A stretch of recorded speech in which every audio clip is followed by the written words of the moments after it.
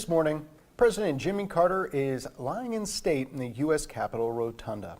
His remains traveled from the Carter Center in Atlanta to Washington Tuesday for people to give one last farewell to the 39th Commander-in-Chief. Jared Hill was there as Carter arrived in Washington, and he joins us from Capitol Hill with more. One final trip to Washington for President Jimmy Carter. His flag-draped casket arrived at the U.S. Capitol Tuesday evening. Flanked by a military escort, his family watching from above. Inside the rotunda, the Vice President, members of Congress, and the Supreme Court paid their respects. James Earl Carter Jr. loved our country. He lived his faith, he served the people, and he left the world better than he found it. The journey to Washington started with the 39th president leaving the Carter Center in Atlanta, flying on Special Air Mission 39. Carter, the only president to graduate from the Naval Academy, had his remains transferred from a hearse to horse-drawn caisson in front of the U.S. Navy Memorial.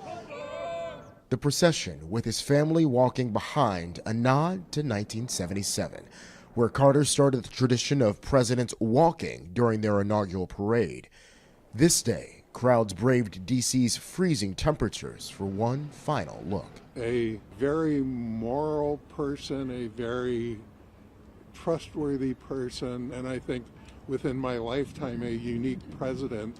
President Jimmy Carter will lie in state in the Capitol Rotunda for 36 hours. The public can come and pay their respects to the 100-year-old Democrat from Plains, Georgia, before his national funeral on Thursday. Jared Hill, CBS News, Washington.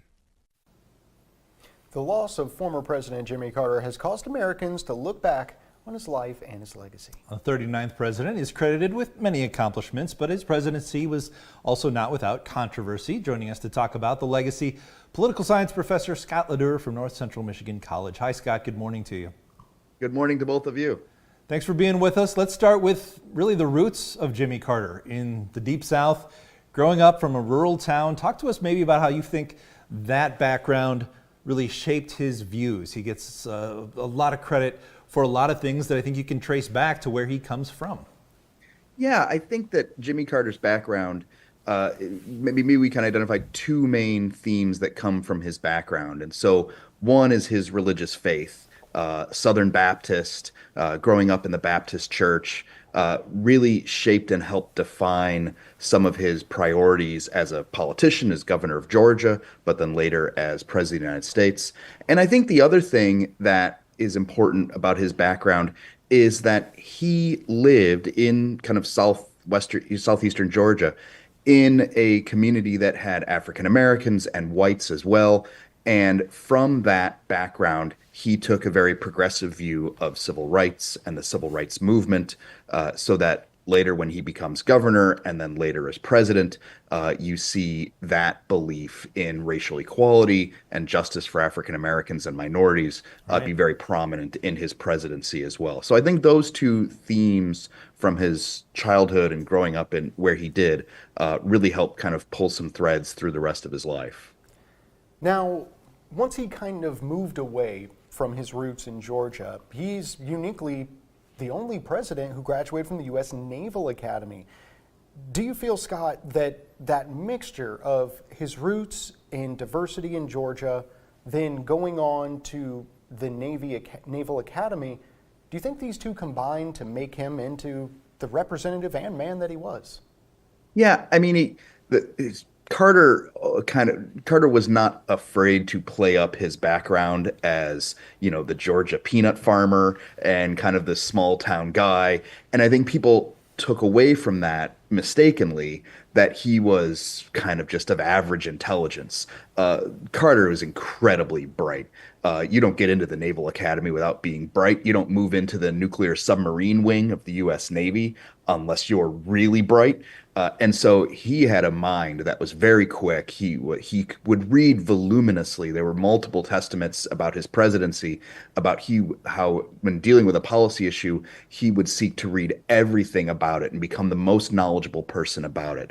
So he's really, really smart. but was also able to portray to the American people a kind of, folksy Southern charm and small town guy approach that helped that really appealed to the nation in the wake of Watergate and the Nixon presidency, and paved the way to his victory in 1976.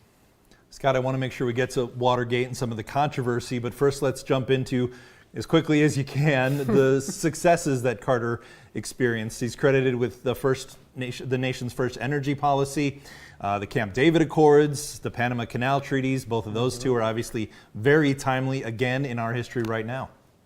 Yeah, you hit on a number of those as well, right? His involvement in Middle East conflicts and settling a peace between Israel and Egypt that has lasted to this day. I would add maybe two other areas to think about. One is the environment. Is that during Carter's presidency, there was a lot of environmental legislation. Carter protected maybe the most acreage of any president ever, including a massive swath of Alaskan wilderness. And you mentioned the energy policy. I think the other thing very quickly would be how he centered U.S. foreign policy around the idea of human rights, that we would no longer, under his administration, look at allies of the United States who treated their populations very poorly and brutalized their people and say that's okay because at least they're our ally. Instead, Carter was very firm in saying we're going to call out bad behavior wherever it is on behalf of the Soviets or on behalf of, allies of ours that we disapprove of their actions. And so those two things, I think, really set Carter apart. Now, the administration was also very inclusive. You mentioned earlier his roots in Georgia and a diverse community, but the number of Hispanic, Black, and Asian officials he appointed to high positions, unprecedented during that time. Do you feel like his path to the presidency led to him knowing that our strength is our diversity as a country? I think you state that very well. He's kind of well known as being the only president in that latter half of the 20th century that didn't get to nominate a Supreme Court justice. Ford and Reagan on either end of them all did, but he never did.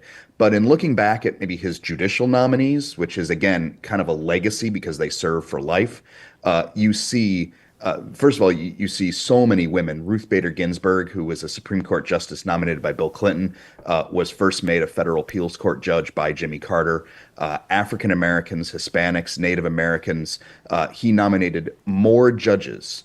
He got more judges confirmed in a 4-year time period than George W. Bush and Barack Obama got confirmed in 8 years. And so Carter's judicial legacy, which of course now has withered because it's, 40, 50, 45 years later, but was massive for decades. Mm-hmm. Scott, before we run out of time, some of the controversies that Carter faced while in office. The first oil crisis, you mentioned Watergate a minute ago, foreign affairs, the Iran hostage crisis.